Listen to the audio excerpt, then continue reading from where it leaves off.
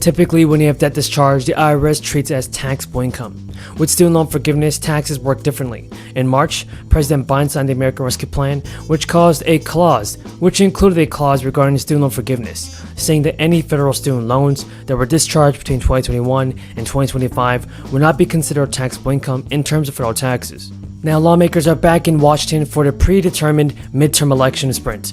Preventing a government shutdown will be the top legislative item for all lawmakers. The political environment has shifted over the past few weeks. This is impacted by a batch of legislative wins for Democrats earlier in the summer and signs the inflation-laden economy is improving. Democrats are now more confident than ever that they can stem expected losses in President Biden's first midterm elections. They are hopeful they can retain a majority in the Senate, while preventing Republicans from gaining a broad majority in the House. Passing a short-term spending bill before a deadline of September 30th at midnight, when the government funding is set to expire, is a top concern for everybody in Congress. The bill will need the support of Republicans in the Senate, and the 60 votes need to pass. Democrats want to demonstrate to voters they can govern responsibly and not allow a damaging shutdown. In the Senate, Democrats will also keep confirming federal judges nominated by Biden, with government funding set to expire at the end of the month. Both chambers are expected to pass some kind of stopgap funding extension in the upcoming weeks to avert the shutdown, and stopgap funding bills are known as Capitol Hill as a continuing resolution. The Senate Appropriations Chair, Patrick Leahy, a Vermont Democrat, is also aiming for a continuing resolution to run until mid-December to allow lawmakers time just to finish the regular appropriation bills. Now, Hawaii Democratic Senator Brian Schatz summed up the to-do list for Senate Democrats when asked recently by CNN when the September work period will look like. He said continuing resolution and judges. Amid concerns that the higher prices will hurt consumer wallets, some state and federal lawmakers are looking at ways to ease that pain at the pump. Mike Thompson, John Larson, and Lauren Underwood introduced the Gas Rebate Act of 2022, and that's going to send monthly payments of $100 to Americans where the average gas price is higher than $4 a gallon. The program will begin to phase out for individuals earning more than $75,000 and couples earning more than $150,000. Here, pleased to have invited him to see the most dynamic community, dynamic mayor, and congressional delegation that includes Congressman Al Green, Congressman Celia Garcia, Congressman Lizzie Fletcher, and yours truly, Congresswoman Sheila Jackson Lee, and there are many others, but this is the dynamic delegation that we're so glad to have present here today. Somebody wanted to clap for the dynamic delegation.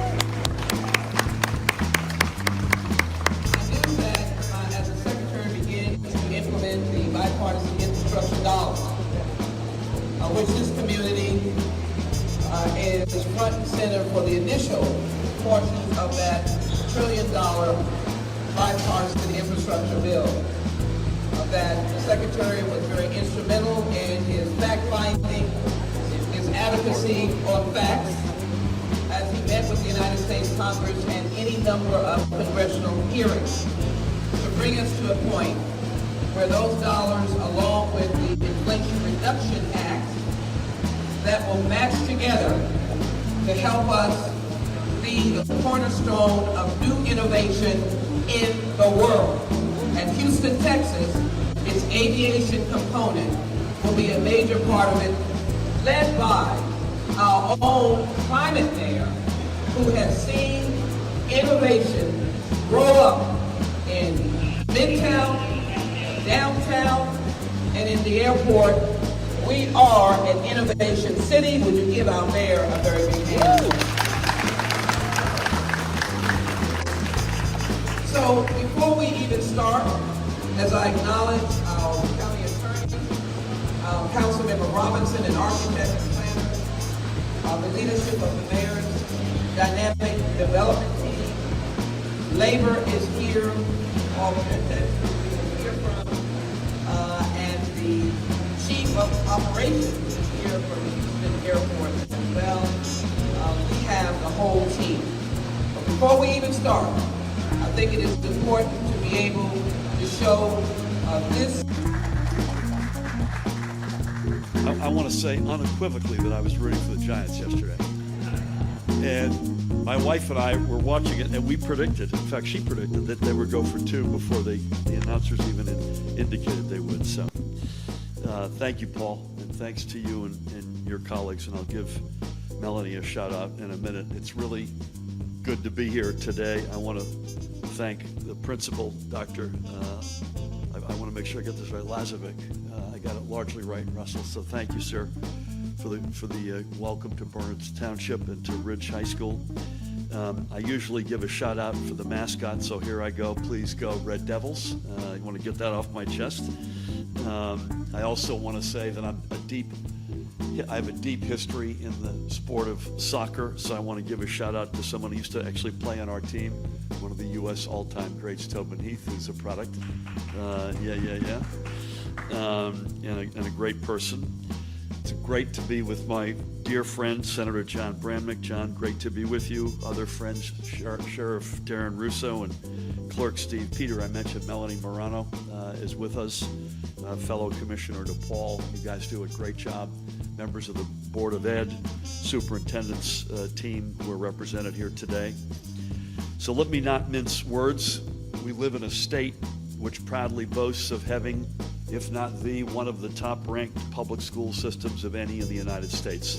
And Bernards Township can rightly boast of having some of the best schools in this state. And that shows the strong value that this community places on education. The banner, which we, by the way, are working hard to bring every school and every child under, was raised by great school districts just like this one. Before I go on, I want to give a shout as well to our members of law enforcement. God bless you both and all of your colleagues, and thank you for everything you do. In the budget that I signed a couple of months ago that John and his colleagues got to my desk, we are continuing this effort while at the same time maintaining critical state aid and other supports for districts like this one. Overall, we're investing just under $10 billion in direct classroom aid across our state. And that is both $650 million more than it was the year before, and the single greatest yearly investment in K through 12 education in our state's history.